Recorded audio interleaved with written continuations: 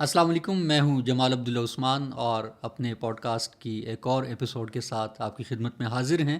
ہم نے پاکستان کی سیاست اور صحافت کے حوالے سے یہ سلسلہ شروع کیا تھا، اور اب ہم ایک دلچسپ موڑ پر آئے ہیں جس کا کچھ ذکر ہم نے پچھلے پوڈ کاسٹ میں بھی کیا تھا، اور وہ ہے کہانی بڑے گھر کی۔ کہانی بڑے گھر کے اندر بہت سی کہانیاں ہیں۔ آج ہم دو واقعات کا ذکر کریں گے اور وہ دو واقعات بڑے اہم ہیں۔ اور جیسے پچھلے پوڈ کاسٹ میں نے آپ سے ذکر کیا تھا کہ ایک کالم تھا جو بڑا مقبول ہوا، اس کا ذکر بھی کریں گے کہ وہ کیوں اتنا مقبول ہوا اور پھر وہ متنازع بھی ہوا، متنازع ہونے کی وجہ کیا تھی اور کیوں اس کو متنازع کیا گیا۔ تو آج ہمارے ساتھ ایک بار پھر موجود ہیں پاکستان کی سینئر صحافی اور اینکر پرسن عاصمہ شیرازی صاحبہ، بہت شکریہ۔ پوچھنا وہی تھا کہ آپ کا کالم کہانی بڑے گھر اتنا مشہور کیوں ہوا؟ اس کی شہرت میرا خیال ہے BBC کے جو سب سے ٹاپ کے کالم تھے ان میں سے ایک رہا ہوگا۔ بالکل، اس کی بہت بہت شکریہ جمال، اور سب دوستوں کو بڑا شکریہ۔ آپ کو تو بڑا زبردست فیڈ بیک مل رہا ہے، مجھ سے کہیں زیادہ آپ کو اچھا فیڈ بیک نہیں، مل وہ رہا تو ہے، آپ کے ساتھ which بیٹھ is کے good۔ ہمیں لیکن میں واقعی بہت شکر گزار ہوں، مجھے نہیں امید تھی کہ لوگ دیکھیں گے۔ اس طرح کی چیزوں میں ذرا لوگوں کا کم انٹرسٹ ہوتا ہے کہ جی یہ پرانی باتیں کیوں اور بہت نئی باتیں کریں، اور نئی باتیں پرانے سے جڑی ہوئی ہیں۔ بلکہ میں تو یہ سوچ رہی ہوں کہ کیوں نہ یہ سلسلہ بھی شروع کیا جائے، اگر آپ سمجھیں کہ ہم ہر ہفتے لوگوں کے سوالات بھی لیں اور ان کے جوابات بھی دیں جو بھی وہ پوچھنا یہ بہت چاہتے ہیں۔ ضروری ہے جی، ضرور کریں گے ہاں، یہ جی۔ اور اس کے ساتھ ساتھ ان پوڈ کاسٹ کے اوپر بھی ان کا جو بھی پوائنٹ آف ویو ہے وہ اپنا ہمیں دیں اور ہم ان کو شیئر بھی کریں۔ کمنٹس آتے ہیں، فیڈ بیک آتا ہے، وہ آپ کلیکٹ کریں سوالات تو بھی ہم لے لیا کریں گے اگلے ہفتوں میں انشاءاللہ، اس کا بھی ہم اعلان کریں تو گے۔ یہ بڑا اچھا ایک ہو جائے گا، اور میں بڑی شکر گزار ہوں اپنے ویورز کی کہ وہ بڑے بہت ہی پڑھے لکھے تبصرے اس پہ کرتے ہیں، تجزیے کرتے ہیں، اور ہم نے امیون کر دیا ہوا لوگوں کو کہ شاید لوگ جو سننا چاہتے ہیں ہم ان کو وہ سنائیں۔ ایسا نہیں ہے، لوگ علم حاصل کرنا چاہتے ہیں، سننا چاہتے ہیں وہ باتیں جو کہ لوگوں کے علم میں آنا جو ہے وہ ان کو ضرورت ہوتی ہے اس چیز کی کہ اور درست معلومات۔ بالکل۔ تو یہ جو کالم ہے اس سے آپ نے شروع کرنا ہے یا آپ نے 2019 سے شروع کرنا ہے کہ جہاں جنرل عاصم منیر کی انٹری ہوتی ہے اور اس کے بعد ان کا ایگزٹ ہوتا ہے، جنرل فیض کی انٹری ہوتی ہے اور اس کے بعد ان کا ایگزٹ ہوتا ہے، اور پھر جنرل فیض کی جو ایگزٹ ہے اس پہ یہ کالم جو ہے کہانی بڑے گھر کی آتا ہے، اور پھر کہانی بڑے گھر کی کے بعد کیا ہوا وہ تو پھر ہم جنرل عاصم منیر کی وہ بہت تعیناتی اور تعیناتی کے بعد بالکل، اور ان کی جو ٹینیور ہے وہ بڑی دلچسپ بات ہے کہ 25 اکتوبر 2018 کو جو ہے وہ بنتے ہیں، اور خان صاحب کے دور میں ان کو لگایا جاتا ہے بطور DG ISI، اور اس سے پہلے یہ DG MI بھی رہے ہیں۔ اور پھر 25 اکتوبر 18 کے بعد ہی تقریباً 8 مہینے جو بنتے ہیں وہ بنتے ہیں جون میں تقریباً ان کو پھر ہٹا دیا گیا، اور اس کی بہت ساری مستند اطلاعات جو ہیں وہ موجود ہیں کہ کس طرح سے ان کو ہٹایا گیا اور پھر کیا وجوہات بنی اور پھر ان کے ساتھ کیا معاملات رہے۔ لیکن جو ان کی تعیناتی تھی وہ عمران خان صاحب آفس میں آ چکے تھے بطور وزیر اعظم، اور اگست 2018 میں وہ وزیر اعظم کے طور پر آئے تھے۔ اور آپ کو پتہ ہے کہ وزیر اعظم بننے کے بعد کسی بھی وزیر اعظم کی یہ ایک بڑی اہم جو چوائس ہوتی ہے، یا اس کے لیے جو سب سے eyes and ears of the state اور گورنمنٹ خاص کر کے، چونکہ یہ ایک سویلین ایجنسی ہے، کہنے کو سویلین ایجنسی ہے، یہ ایک بڑی امپورٹنٹ اپوائنٹمنٹ ہوتی ہے کہ جی آپ نے DG ISI کس کو لگانا ہے۔ تو جنرل عاصم منیر جو ہیں ان کو لگایا جاتا ہے، جنرل باجوہ اس وقت آرمی چیف ہیں، اور ان کو لگایا جاتا ہے بطور DG ISI۔ پھر ان کا کام شروع ہوتا ہے، اس دوران ایک دو دورے بھی باہر کے ہوتے ہیں، جس میں بڑا ایک امپورٹنٹ دورہ سعودی عرب کا تھا، پھر ایک بہت امپورٹنٹ دورہ جو تھا وہ ایران کا تھا، جہاں پہ یہ ان کے ساتھ پرائم منسٹر کے ساتھ جاتے بھی ہیں۔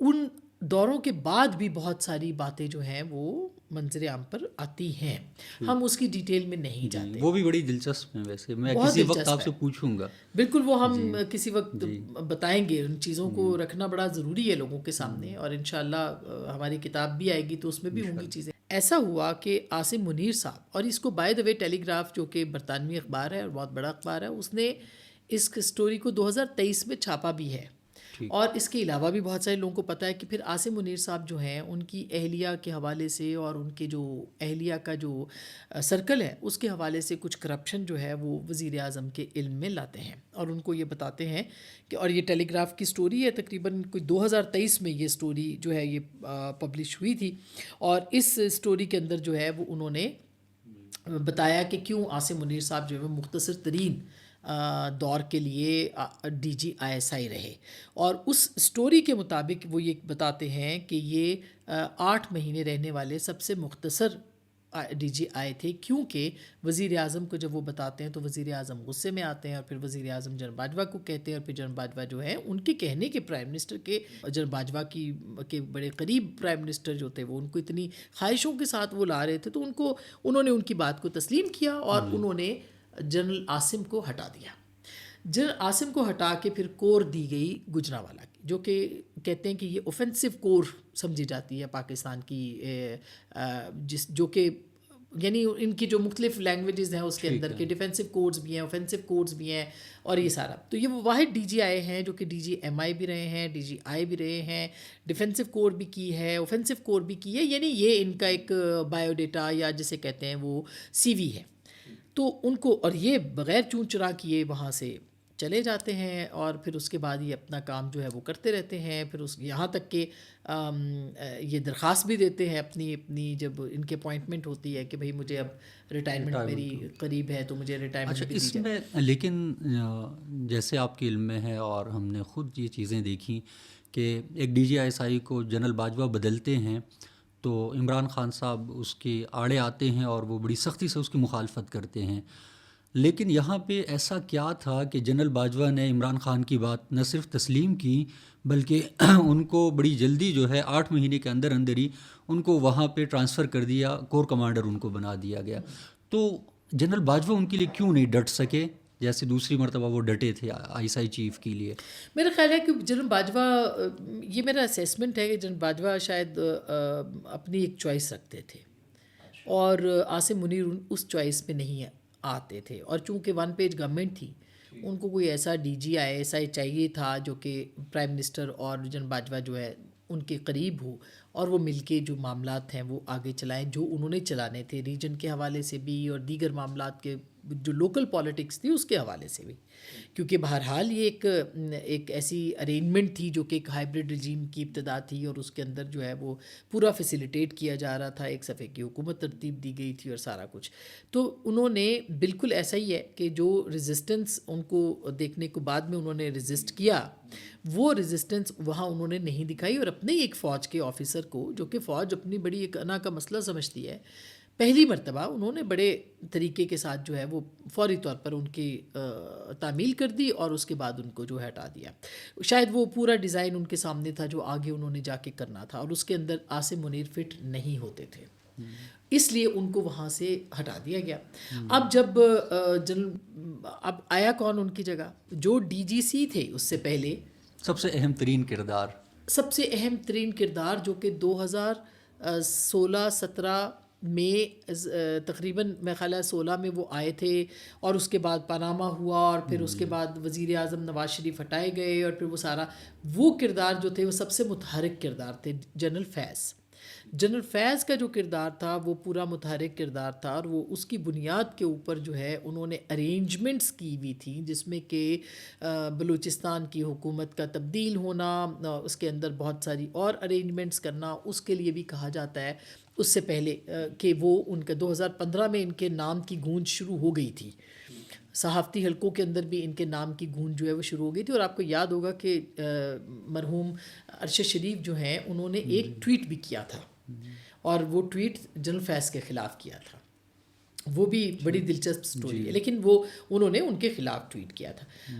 اس کے بعد پھر ظاہر ہے کہ وہ کایا پلٹ ہو گئی اور بہت ساری چیزیں جو ہے وہ اور ہو گئی، مگر یہ کہانیوں میں تھے کہ ہر کہانی کے پیچھے جو، اور آپ کو پتہ ہے کہ ایک جو ہائبرڈ رجیم مرتب پا رہا تھا، یا جو ایک 1 پیج گورنمنٹ بن رہی تھی، اور جو پروجیکٹ لانچ ہو رہا تھا، اس پروجیکٹ کے اندر کس کو لگانا ہے، کس کو ہٹانا ہے، جوڈیشری، میڈیا، یہ سب سیاسی لوگ، ان سب کا جو پروجیکٹ تھا وہ پروجیکٹ پہ عمل درآمد جو تھے وہ کر رہے تھے جنرل فیض، اور وہ بطور DGC کر رہے تھے. جی، جنرل عاصم منیر کی ان کو برطرف کیا گیا یا ان کو ان کی ذمہ داری تبدیل کی گئی، ایسی کیا وجہ تھی؟ کیا بطور پروفیشنل وہ انہوں نے اپنی کارکردگی بہتر طریقے سے نہیں نبھائی ہوگی؟ کیونکہ مجھے یاد ہے جب یہ پلوامہ کا اٹیک ہوا تھا تو اس دوران میں وہ DGI تھے، اور ظاہر ہے بڑا اہم ترین رول ہوتا ہے. تو کیا خان صاحب کے سامنے وہ جو کارکردگی تھی وہ نہیں ہوگی کہ ایک اچھا DGI ہے اس کو میں کیوں دیکھیے چینج کروں؟ انفارچونیٹلی کارکردگی جو ہے نا وہ کہیں پہ بھی وہ اس کا معیار جو ہے وہ اپنی ذاتی اس کے اوپر جو ہے وہ زیادہ دیکھا جاتا ہے کہ میرے ذاتی مفاد میں کیا ہے. ٹھیک ہے. سیاست میں بھی ہوتا ہے اسی طرح سے، ہر جگہ پہ ایسے ہوتا ہے، ہونا نہیں چاہیے، قومی مفاد کو دیکھنا چاہیے. حالانکہ یہ جو پلوامہ کا اٹیک تھا اور پھر اس کے بعد بالا کوٹ ہوا، پھر بالا کوٹ کے بعد جو پاکستان نے ریٹیلیٹ کیا، پھر ابھی نندن والا جو ایپیسوڈ ہے، یہ سارا کا سارا یہ ایک ایسا اس کے اندر جو اوفینسو یعنی کور بنتی ہے یا جس نے کہ اپنے آپ کو وہ اسرٹ کیا، اس کو لیڈ کر رہے تھے عاصم منیر صاحب.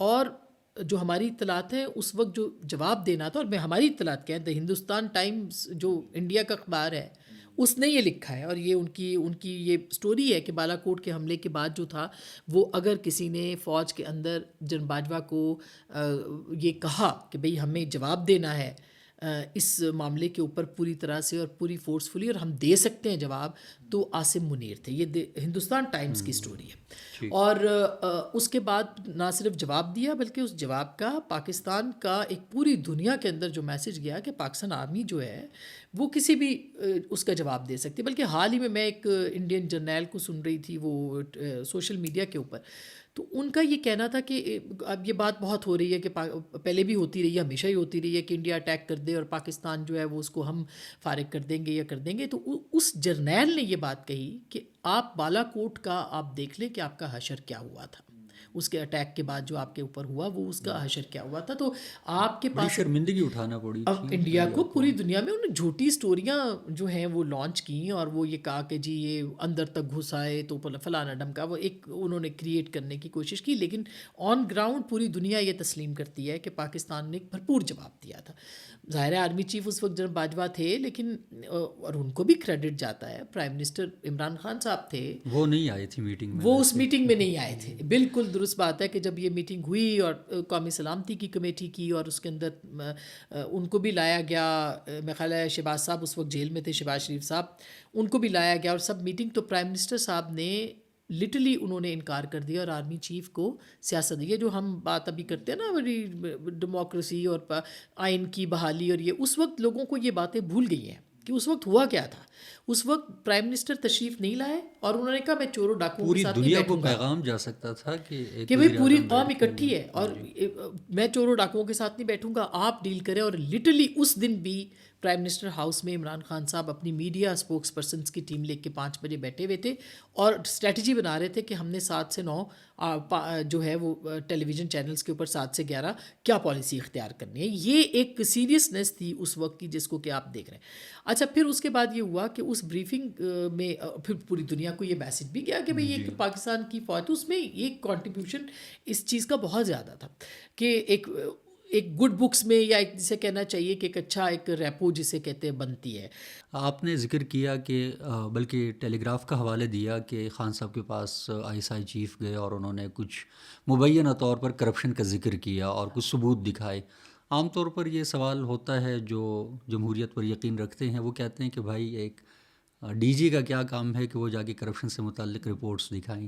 تو یہ سوال بنتا نہیں بنتا ہے، بالکل بنتا ہے. لیکن اس کی سب سے بڑا اس کی وجہ یہ تھی کہ جو آئیز اینڈ ایئرز ہم کہتے ہیں کہ آپ کے ISI ہے وہ آپ کے وزیر اعظم کے انڈر ہے، وہ وزیر اعظم کو ہر طرح کی اطلاع دینے کی پابند ہے اور وزیر اعظم کو باخبر رکھنے کی. اور خود عمران خان صاحب کہتے تھے کہ ISI چیف کا صرف یہ کام نہیں ہے کہ وہ یہ جو ہے وہ باقی کام کرے، اس کا یہ کام بھی ہے کہ وہ وزیر اعظم کے اوپر بھی نظر رکھے، اور اگر وہ کرپٹ ہے، کیونکہ وہ خود کو کہتے تھے کہ میں کے بارے کرپٹ میں نہیں ہوں. کہتے تھے کہ میں کرپٹ نہیں ہوں، اس ہاں لیے مجھے کوئی خوف تو اگر وہ نہیں ہے. کرپٹ ہے تو اس کے بارے میں بتائے اس کو. یہ عمران خان صاحب کہتے تھے. اور دوسری بات یہ ہے کہ آئی ایس آئی چیف مختلف ادوار میں ہم دیکھتے ہیں کہ محترمہ بے نظیر بھٹو کے دور میں، نواز شریف صاحب کے دور میں ان لوگوں کا بہت کردار رہا.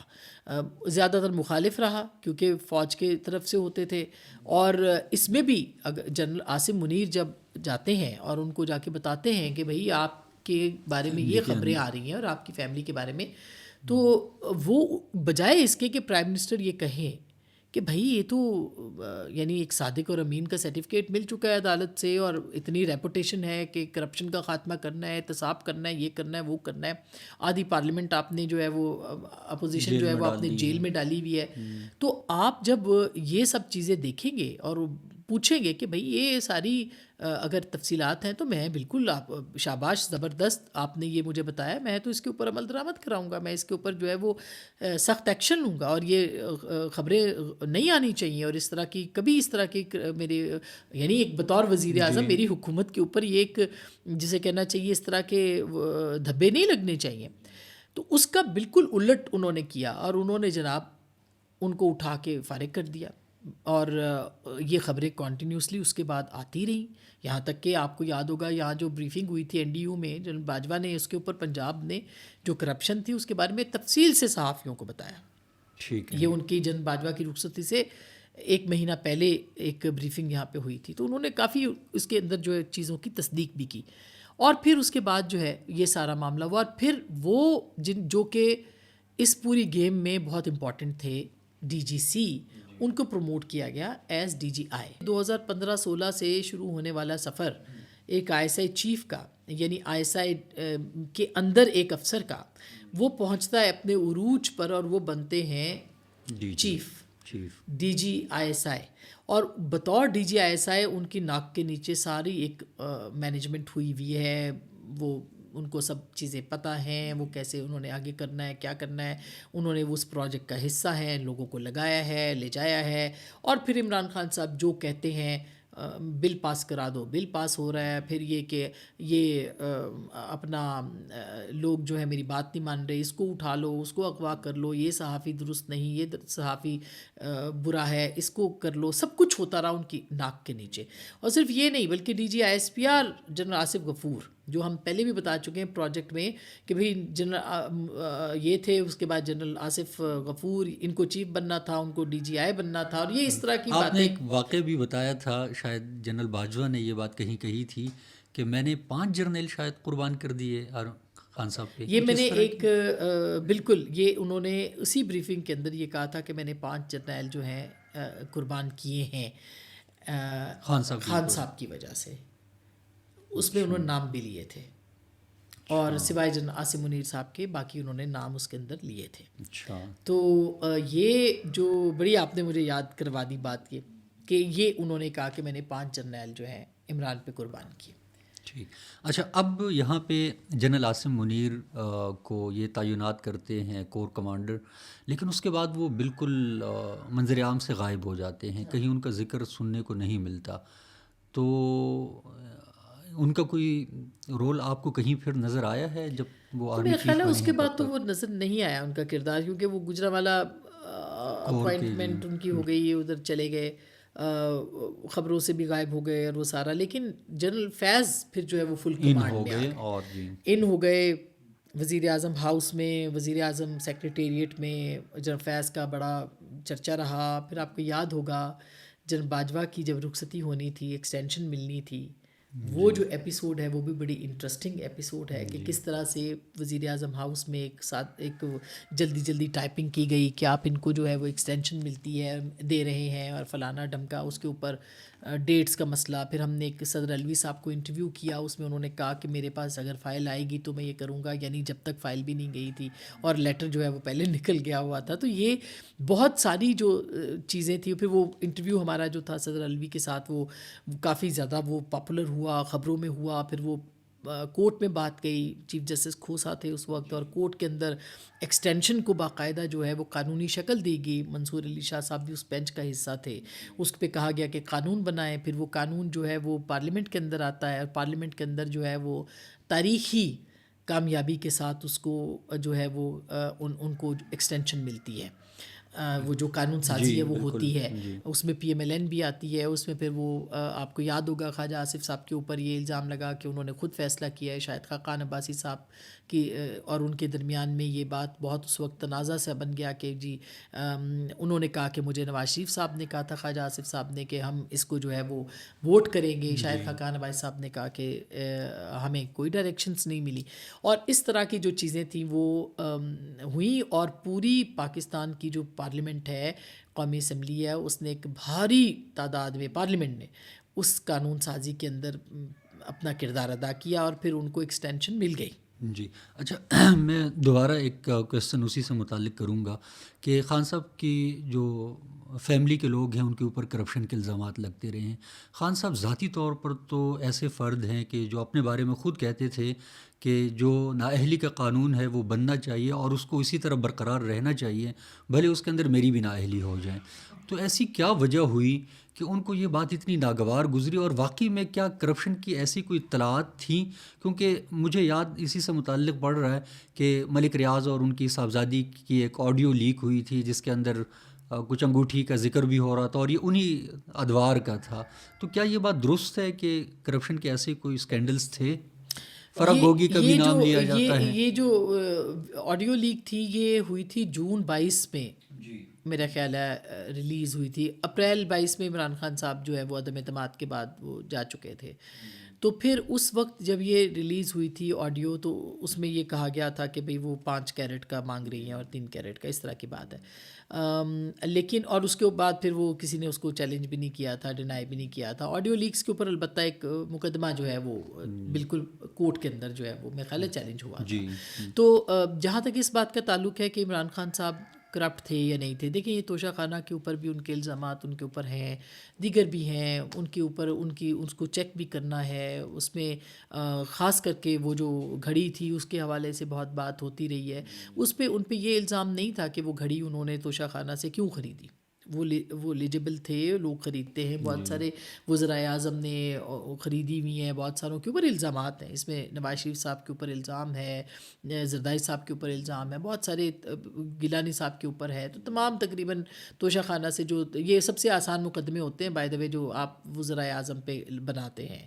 لیکن اس معاملے کے اندر جو تھا وہ یہ ان کے اوپر الزام یہ ہے کہ پہلے گھڑی بیچی گئی اور پھر اس کی جو کم قیمت طے کر کے پھر وہ دی گئی، لگائی گئی. اور یہ اس طرح کا توشہ خانہ کے اندر الزام جو ہے وہ ایک منفرد الزام جسے کہتے ہیں وہ لگتا ہے ان کے اوپر. لیکن عمران خان صاحب کے اوپر دیکھا جائے تو کوئی تاحال ان کی اہلیہ کے حوالے سے بھی، اور پھر یہ 190 ملین پاؤنڈ اسکینڈل، اس کے بدلے میں ان کی جو بہت کلوز تھی فرح گوگی، اس کے اوپر جو بنی گالا کی زمین جو کہ ایک بہت بڑی زمین ہے، 247 کنال کی اتنی بڑی، اسلام آباد کے بالکل قریب میں ہے. پھر القادر ٹرسٹ، پھر القادر ٹرسٹ جو تھا وہ ٹرسٹ کے نام پر دیا گیا، پھر اس کے کچھ ہی مہینوں کے اندر اس کی قانون سازی کر کے اس کو پھر اپنے نام جو ہے وہ منتقل کیا گیا. پنجاب میں پوسٹنگ اور ٹرانسفرز کا اس کا بہت بڑا اسکیم تھا. اس کا ذکر تو جناب باجوہ نے وہ اس بریفنگ میں بھی کیا.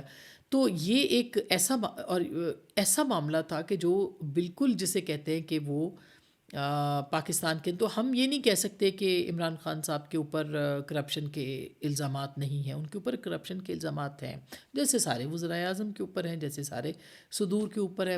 وہ بھی ڈینائی کرتے ہیں اس معاملے کو، عمران خان صاحب بھی ڈینائی کرتے ہیں، وہ کہتے ہیں میرے اوپر سیاسی کیسز ہے.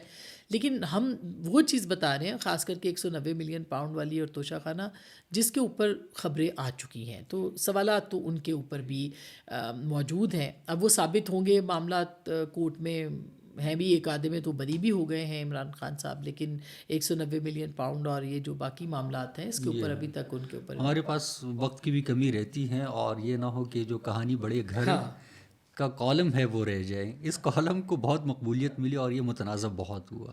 کیوں یہ مقبول بھی کیوں ہوا اور متنازع کیوں ہوا؟ دیکھیے یہ جو کالم ہے وہ میں آپ کو چاہتی ہوں میں اس اور یہ ویسے بڑا گھر تھا کون سا؟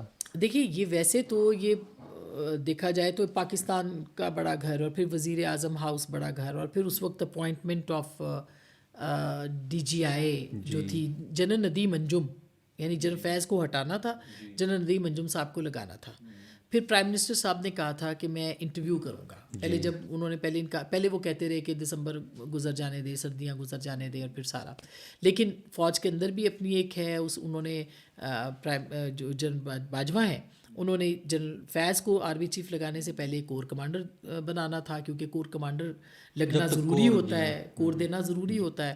تو اس پہ انہوں نے کہا کہ آپ اس کو، یہاں تک خبریں آئیں کہ آئی ایس آئی کو کور کا درجہ دے دیں، لیکن ان کو مت ہٹائیں، کیونکہ ان کی حکومت کمزور ہو چکی ہوئی تھی، ان کے جتنے مخالفین تھے، ان کے اپنے ایم این ایز جو تھے ان کے ساتھ تعلقات بہت کم تھے. بلکہ اس پہ جنرل باجوہ نے ہمیں بتایا کہ ہم نے عمران خان صاحب کو سمجھایا کہ آپ اپنے جو لوگ ہیں ان کو اپنے ساتھ رکھیں، ان کی بات سنیں، ان کے اگر کام نہیں بھی کر سکتے، اپنے اتحادیوں کو، اپنے اراکین کو نہیں بھی بات سن سکتے تو کم از کم ان کے ساتھ ہاتھ ملا لیا کریں اور چائے کی پیالی پہ بلا لیا کریں. یہ جو آپ کا ایک ڈسکنیکٹ ہے یہ آپ کے لیے اچھی بات نہیں ہے. تو لوگوں کے اندر ان کے ایم این اے، پھر ایک اتنی ان پاپولر گورنمنٹ وہ ہو گئی، مہنگائی اپنے عروج پر پہنچ گئی اور پاکستان کی معیشت کا جو برا حال ہوا تو اس پہ بہت ہی ان پاپولر، یعنی اگر اس وقت الیکشنز ہو جاتے تو عمران خان صاحب جو تھے وہ، بلکہ جتنے ضمنی انتخابات ہوئے تو ان میں سے کوئی ایک آدھ کے علاوہ پی ڈی آئی ایک بھی نہیں جیت سکی، ایک بھی نہیں جیتی، سارے جو ہے وہ ہار بالکل. تو اس کے اوپر بھی ان کے بڑے اعتراضات تھے کہ بھئی یہ ہم کتنا چلا سکتے ہیں اس کو، ہمیں تھوڑا سا دیکھنا. دوسرا جو جنرل باجوہ جو کہتے ہیں نا کہ نیوٹرل ہو گئے، وہ نیوٹرل اس لیے ہوئے کہ فوج کا بہت دباؤ تھا کہ معیشت جس طرف جا رہی تھی اور جس طرح کے معاملات ہو رہے تھے. اگر پاکستان ایک نیوکلیئر اسٹیٹ ہے، اگر وہ آئی ایم ایف کے ہاتھوں چنگل میں، جیسے آج بھی پاکستان چنگل میں پھنسا ہوا ہے، وہ ڈیفالٹ ہونے پہ آ جاتا تو پھر پاکستان کی کون سی خود مختاری اور سالمیت اور کون سا آپ کا بم اور کون سے آپ کی جو اکانومی، کچھ بھی نہیں رہنا تھا. اور اس ملک کا اسٹیک ہولڈر بہرحال فوج بہت بڑی اسٹیک ہولڈر ہے، ان کے اپنے یعنی وہ ہے، تو اس پہ فوج کے اندر بہت انریسٹ تھا. تو جنرل باجوہ اس انریسٹ کو عمران کو صاحب کو بتا رہے تھے، خان صاحب کو، اور خان صاحب وہ بات نہیں سن رہے تھے. وہ کبھی کہتے تھے کہ فلانی چیز اس کو اٹھا لیا جائے، کبھی ہاں وہ کر لیا جائے. پھر افغانستان کے حوالے سے جو پالیسی انہوں نے، وہ مستقل ٹی وی کے اوپر جو ہے وہ بیانات دیتے رہے اور انہوں نے بہت سارے انٹرویوز دیے جس میں کہ وہ یہ کہتے دکھائی دیے کہ افغانستان جو ہے وہ جیسے فال آف کابل کے بعد انہوں نے کہا کہ غلامی کی زنجیریں ٹوٹ گئی ہیں، اس کے بعد پھر جو resettlement of T T P ہے اس کے اوپر انہوں نے اگری کیا، اور اس میں جنرل باجوہ اور جنرل فیض جو تھے وہ تینوں ایک آن بورڈ تھے، وہ تینوں نے مل کے اس ری سیٹلمنٹ آف جو یہ ہے ٹی ٹی پی اس کی اجازت دی اور اس کے اوپر کام جاری شروع کیا. تو یہ ایک بہت اہم پوائنٹ تھا جس کے اوپر عمران خان صاحب جو تھے وہ چاہتے تھے کہ جنرل فیض رہیں. اور جنرل فیض کے افغانستان کے ساتھ بھی اس دوران بہت مراسم ہو چکے ہوئے تھے، اور وہ چائے کی پیالی والا آپ نے یاد ہوگا، اس نے ہمیں بڑا نقصان بھی پہنچایا، بہت نقصان پہنچایا، آج تک پہنچ رہا ہے. سرینا کے اندر وہ چائے پی رہے ہیں اور وہ سارا وہ تصویر پبلک ہو گئی اور وہ سارا کچھ تھا. تو یہ وہ چاہتے تھے ایک طرف وہ بھی ان کے فیور میں، اور پھر ایک طرف دوسری طرف پولیٹیکل مینجمنٹ جو تھی وہ بھی اس دوران، آپ کو یاد ہے چیئرمین جو صادق سنجرانی کے خلاف سینٹ کے خلاف وہ آئی تو اس کو بھی انہوں نے مینیج کیا. وہ کیمرے بھی پکڑے گئے جو مصدق ملک اور مصطفیٰ نواز کھوکھر جو ہے انہوں نے پکڑے. تو ہر طرح کی جو تھی کنٹینر میں ایون بند رکھنے کا جو تھا وہ بھی کچھ اراکین کو وہ بھی الزام عائد ہوا. عامر لیاقت مرحوم جیسے لوگ تو کہتے تھے ہم آئے نہیں بلکہ ہمیں لائے گئے ہیں. وہ عدم اعتماد کے اوپر یہ سارے معاملات جو ہے وہ دیکھنے کو مل رہے تھے. تو اس کے بعد انہوں نے کہا کہ بھئی یہ جو ہے وہ اعتماد کے ووٹ کے اوپر لائے گئے والی جو سٹوری تھی نا، وہ پھر اعتماد کا ووٹ لیا. کہنا یہ چاہ رہا تھا کہ وہ سسٹم ایسے ہی چلتا ایسے ہی بالکل. تو پھر بالکل پھر اس کے بعد یہ ہوا کہ یہ سب جب کچھ ہو رہا تھا تو پھر وہ ڈی جی آئی ایس آئی کو انہوں نے بدلنا تھا. انہوں نے کہہ دیا جی بدلیں گے، ان کی ضد تھی کہ نہیں بدلنا، اور ان کی ضد تھی کہ بھئی ہم آگے فیصلہ کریں گے اور آگے جا کے تو ہم ان کو بدل دیں گے، اور اس کے بعد پھر تب تک جو ہے وہ الیکشنز وغیرہ باقی ساری چیزیں میں. تو یہاں ان کی پہلا اختلاف ہوا، یہاں تک کہ جنرل باجوہ نے کہا کہ میں پرائم منسٹر سے کہیں کہ میں استعفیٰ دے دیتا ہوں. اچھا، یہ آرمی چیف نے کہا؟ یہ آرمی چیف نے کہا. اور اس کے اوپر کچھ جو تھے وزراء وہ منانے کے لیے گئے. اسد عمر صاحب بھی اس کا حصہ تھے اور میرے خیال ہے فواد چودھری صاحب بھی تھے. 3-4 لوگ وہاں گئے آرمی ہاؤس میں. تو انہوں نے کہا کہ ٹھیک ہے اگر میری بات نہیں ماننی, جو کہ میرے ادارے کے اندر ان کے لیے بڑی شرمندگی ایک ادارہ اتنا منظم ادارہ ہے اور اس کے اوپر آپ نے پہلے انٹرویو کیے ہیں, انٹرویو کی بات کرنی ہے, وہ بھی زچ کرنے کے لیے. ہاں کہ میں انٹرویو بھی کروں گا اور میں یہ بھی کروں گا اور وہ سارا کچھ. اور اس کے بعد انٹرویو کے سوالات بھی بڑے دلچسپ تھے جو بعد میں آئے کہ پاکستان کا مسئلہ نمبر 1 کیا ہے. تو انہوں نے کہا معیشت. جنرل ندیم انجم نے کہا کہ معیشت سب سے.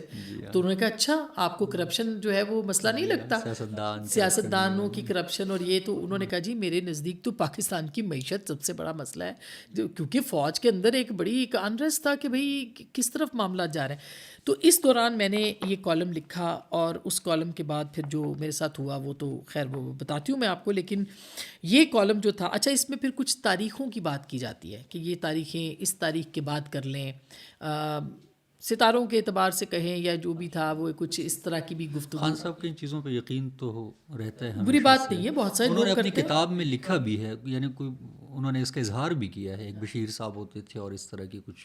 دیکھیے وہ یہ کوئی بری بات نہیں, بہت سارے لوگ کرتے ہیں. اور میں نے اس کالم کے اندر بہت سارے ریفرنسز اسی لیے کیے, جیسے زرداری صاحب جو ہے وہ بکرے ذبح کرتے تھے اپنے صدقے کے لیے, وہ کرتے تھے ساری چیزیں. اور اسی طرح سے بی بی بہت زیادہ ان کی بہت سٹوریز ہیں, وہ کہاں وہ جاتی تھیں اور وہ روحانی ان کے جو وہ کرتی تھی اس اعتبار سے. تو یہ ہوتا ہے, یہ مطلب یہ کوئی غیر معمولی بات نہیں. ہم سب آپ سب ہم اپنے ہاروسکوپ پڑھتے ہیں, ہم اپنے وہ کرتے ہیں, ہمیں یہ کوئی اس میں کوئی, لیکن اس کو کسی اور انداز میں, کیونکہ میرے خلاف اس کے چند جملے اچھال کر بہت زیادہ. لیکن اس پہ خبریں بھی تھی بہت ساری. بالکل وہ میں آپ کو بتاتی ہوں. جیسے مثلا میں نے اس میں یہ لکھا 19 اکتوبر 21 کو یہ چھپا تھا. طاقت کے کھیل میں لڑائی کے اصول طے کیے جاتے ہیں. دیکھا جاتا ہے کہ کس وقت پر کس رنگ میں کون سے پہلوان اتارنے ہیں. اب یہ ڈی جی آئی ایس آئی کی اپوائنٹمنٹ کے تناظر میں ہے. تو ایک ایک جملہ کیونکہ ملفوف, کیونکہ بہت زیادہ پریشر ہوتا تھا ہم پہ, اور میرے خلاف تو بہت زیادہ کیمپینز بنائی جاتی تھیں ہر ہفتے. تو اور ابھی بھی کیمپینز ختم تھوڑی ہوتی ہیں. کون سے پہلوان اتارنے ہیں, کیسی ٹیم کھلانی ہے اور جیتنے کے لیے کیا لائحہ عمل طے کرنا ہے. اچھے کپتان ساری توقعات کسی ایک کھلاڑی سے نہیں لگاتے, بلکہ ہر ایک کا بیک اپ ضرور رکھتے ہیں. اب یہ رنگ ہے, کپتان کی ایک ہی کھلاڑی کے ساتھ توقعات ہیں, بیک اپ کوئی نہیں ہے. برا ہو ستاروں کی چال کا, نہ عطارد زوال پذیر ہوتا, نہ ہی زحل اپنے خانے سے نکل کھڑا ہوتا, نہ سورج اپنی جگہ بدلتا, اور نہ ہی چاند نمودار ہوتا. یہ بہت میں نے سارے فریزز یوز کیے اس میں. آپ تسبیحات کہہ لیں, تشبیہات کہہ لیں, لیکن خبر کے تناظر میں کیے, کیونکہ ان دنوں نیپچون کی جو تھی وہ اس کے اوپر بہت بات ہو رہی تھی اخباروں میں. یہ وہ سا بس سورج کی جگہ بدلنے کی دیر تھی کہ اثرات ظاہر ہونا شروع ہو گئے, اور انہی گھڑیوں میں زوال کا وقت حاوی ہوا, اور اب سورج پھر بڑے گھر میں ہے. سیاست اور کھیل میں بس یہی فرق ہے کہ سیاست میں ہر ستارے کو اپنے آنگن میں اتارنے کی کوشش کی جاتی ہے, اور زوال کے وقت صبر, جبکہ عروج کے لیے تگ و دو کی جاتی ہے. موجودہ پروجیکٹ تبدیلی کے لیے ہر جتن کیا گیا. اب مجھ پہ ایک غصہ یہ بھی تھا کہ میں شاید چند ایک لوگوں میں سے تھی جو مستقل لکھ رہی تھی کہ یہ پروجیکٹ جو ہے یہ ہوا ہے, اس کو ڈائریکٹ انٹرونشن اور ایک صفحے کی حکومت اور اسٹیبلشمنٹ کی انوالومنٹ اور غیر آئینی اور غیر قانونی انوالومنٹ, جو کہ ظاہر جاری ہے. ہر جتن کیا گیا. بڑے گھر نے سارے انڈے ایک ٹوکری میں ڈال لیے, تو چھوٹے گھر نے بھی سارا جوا ایک ہی شخصیت پر لگا دیا. نتیجہ یہ کہ دونوں اس وقت دل گرفتہ ہیں اور جنتری سے نئے منتر نکالنے کی کوششوں میں مصروف ہیں. گزشتہ 2 ہفتوں سے وطن عزیز میں جاری سمری موو ہو چکی ہوئی تھی کا نتیجہ جو بھی نکلے گا, ایک بات تو طے ہے کہ ہاتھوں سے کبوتر نکالتے نکالتے طوطے اڑائے جا چکے ہیں. اب ایک طرف کمانیں تبدیل ہو رہی ہیں تو دوسری جانب الوداعی ملاقاتیں. یہ تو طے ہے کہ ادارہ کبھی اپنے باس کو بائی پاس نہیں کرتا, یعنی جنرل فیض کی بات ہے, اور نہ ہی فیصلے واپس لیے جاتے ہیں. پہلے کبھی ہوا ہی نہیں, اور اب ایسا سوچا بھی نہیں جا سکتا. ہونی کو کون ٹال سکتا ہے؟ کچھ ادارے کے پاس تقرریوں کے لیے وقت کی قلت, اور کچھ بگڑی ہوئی چیزوں کو درست کرنے کا احساس. دن بدن بگڑتی معیشت اور آنے والے دنوں میں مزید اہم تعیناتیاں.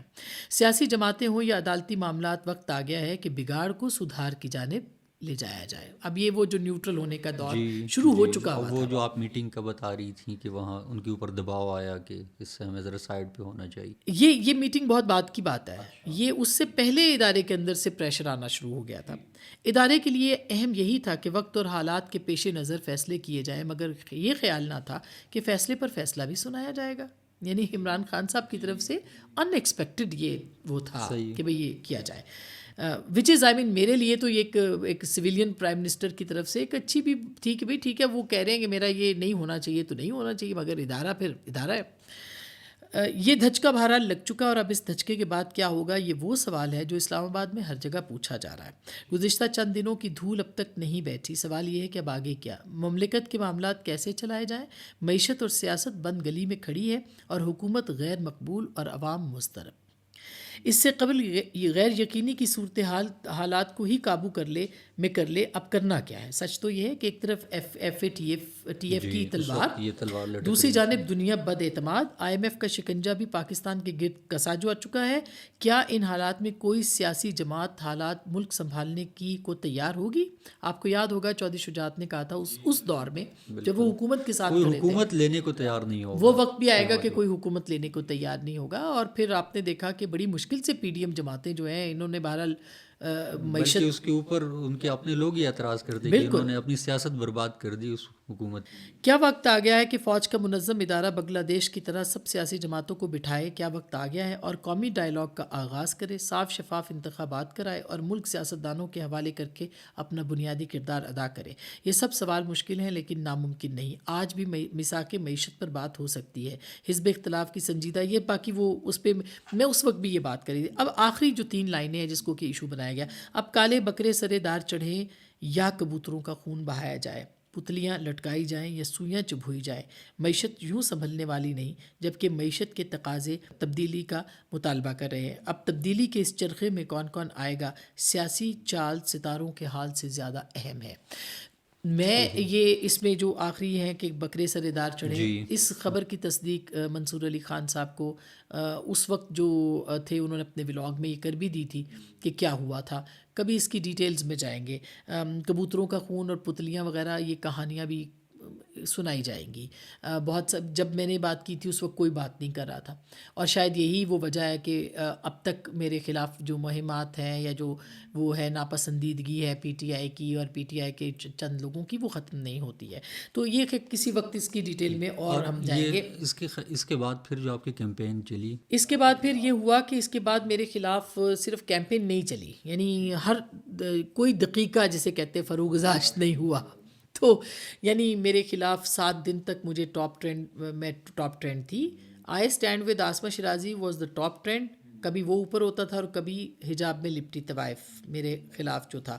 3-4 جو ٹرینڈز تھے وہ ایک ہفتہ تک وہ میرے خلاف جو ہیں وہ چلتے، میری فیور میں بھی اور میرے خلاف بھی چلتے رہے.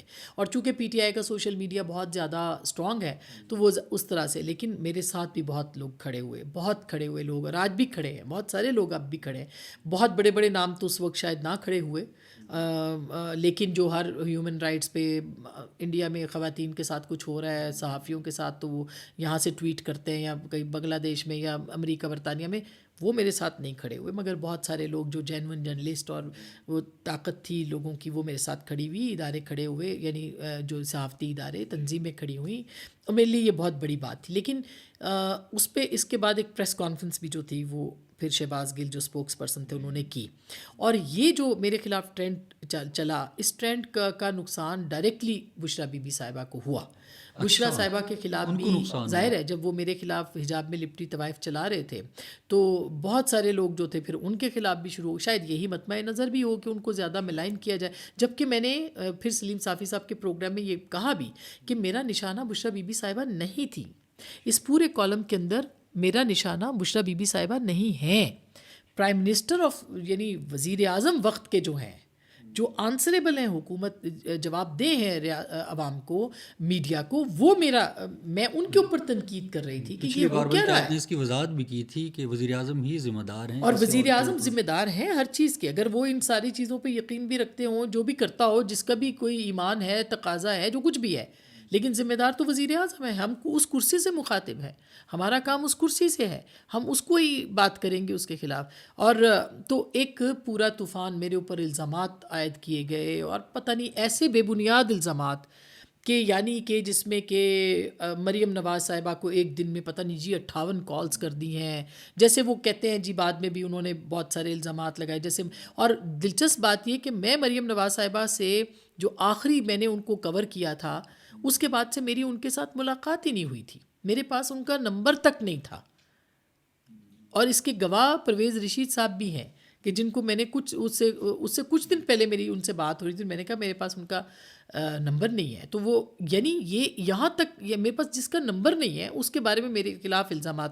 اور پھر کیا اس کا مطلب یہ کہ آپ ہماری اگر ایسا تھا تو آپ ہماری فون ٹیپنگ کرتے تھے، یعنی اس وقت کی حکومت آپ دیکھیں سرویلنس کرتے تھے آپ ہماری، اور سرویلنس کرتے تھے ہمارے گھر کے باہر کھڑے ہونا، ہمیں پیغامات پہنچانا، میرے گھر پہ 2 دفعہ حملے کرانا، تحقیقات کروانا، میرے ٹیکس کی تحقیقات، میرے ہم گھر بنا رہے تھے اس سے پہلے اس گھر کی تحقیقات، میرے تمام اکاؤنٹس کی تحقیقات، میرے تمام خاندان کی تحقیقات. یعنی آپ کا دل بھرا ہی نہیں کہ آپ جو ہے وہ کریں. اب بھی الزام لگا رہے ہیں پتہ نہیں 1 ارب کا فلانا گھر دے دیا تو یہ دے دیا، اتنی فارغ بیٹھی ہوئی ہے. اور میں نے آج تک مریم نواز کے فیور میں آپ مجھے بتا دیں کبھی ہم نے کوئی ٹویٹ کیا ہو یا ان کے حق میں کوئی بولا ہو، ہم البتہ تنقید ضرور کرتے ہیں اور کریں گے. اب تو وہ وزیر اعلیٰ پنجاب ہے، ابھی بھی ان کے اوپر ہم تنقید کرتے ہیں اور کریں گے کہ آپ اپنی کارکردگی پہ فوکس کریں گے جو پاکستان کو ضرورت ہے.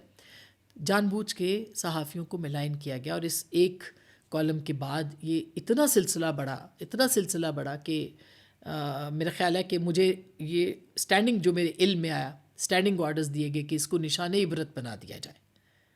تو مجھے نشان عبرت بنا رہے تھے اور بنا رہے ہیں.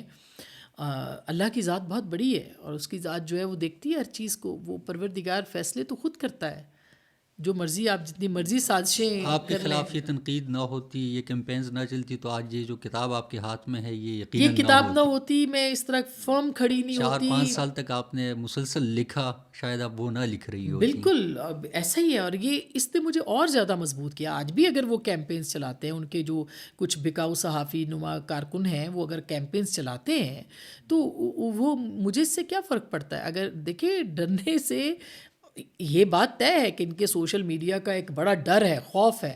کوئی اس سے جو ہے نا وہ خوفزدہ باجوہ جیسا جنرل اس سے خوفزدہ ہو گیا. تو یہ کریڈٹ آپ عاصم منیر صاحب کو بھی دیں کہ وہ خوفزدہ نہیں ہوئے. اور پھر اتنے لوگ جو تھے وہ ان سے جج جو تھے وہ کانپتے تھے کہ ہماری تصویریں آ جائیں گی، ہمارے خلاف کیمپین چلے گی. آج بھی کانپتے ہیں، آج بھی ڈرتے ہیں کہ ان کے خلاف کیمپینز نہ چلیں. کوئی ان کو چیلنج نہیں کرتا. یہ سماجی فسطائیت انہوں نے حکومتی فسطائیت تو کی، ریاستی فسطائیت تو کی، ساتھ میں اب سماجی فسطائیت بھی چل رہی ہے. لیکن اس سے فرق نہیں پڑتا. یہ لوگوں کو ان کو پتہ نہیں ہے، لوگوں کو مس ریڈ کرتے ہیں. اور شاید جنرل عاصم منیر پہ دوبارہ میں اس پہ آتی ہوں، جنرل عاصم منیر کو بھی انہوں نے مس ریڈ کیا ہے. ان کا خیال تھا کہ کیمپینز چلائیں گے، گالم گلوچ کریں گے تو جنرل باجوہ کی طرح یہ بھی جو ہے وہ ڈر جائیں گے یا ہٹ جائیں گے سائڈ سے. تو یہ مس ریڈ کرتے ہیں بہت ساری چیزوں کو. تو میرا خیال ہے کہ یہ ایک ایسے معاملات ہیں جس کے اوپر بہت ساری جو کہانیاں آگے جا کے ہم نے سنانی بھی ہیں. جی، اور بھی کہانی ہم نے سنانی ہے اس کے اوپر. آپ نے کہانیوں کا ذکر کیا، یہ جو کہانی بڑے گھر کی ہے اس کتاب کے اندر جو لکھی ہوئی ہیں وہ تو آپ کو ضرور پڑھنی چاہیے. لیکن اس کے علاوہ جب ہم گفتگو کر رہے ہوتے ہیں، جب ان سے کہانیاں سنتے ہیں تو وہ بھی بہت افسوسناک اور دردناک ہوتی ہیں. ظاہر ہے وہ کیمرے پہ بتانے کی نہیں ہوتی، پرسنل بھی کچھ ایشوز ہوتے ہیں. لیکن آپ کے ساتھ یہ سلسلہ جاری رہے گا اور اگلے ایپیسوڈ کے اندر ہم آپ کے لیے ایک اور دلچسپ کہانی لے کر آئیں گے اور وہ اس میں کچھ معلومات بھی ہوں گی. اور آپ سے ہم یہ گزارش بھی کریں گے کہ آپ کمنٹ باکس میں اپنی جو آراء ہیں ان کو ضرور اظہار کریں. اور اگر آپ کے ذہن میں کچھ سوالات ہیں تو وہ سوالات بھی آپ ضرور ہمارے سامنے رکھ سکتے ہیں. ہم انشاءاللہ اگلی جو قسطیں ہیں ان کے اندر اس کا ذکر کریں گے. بہت شکریہ.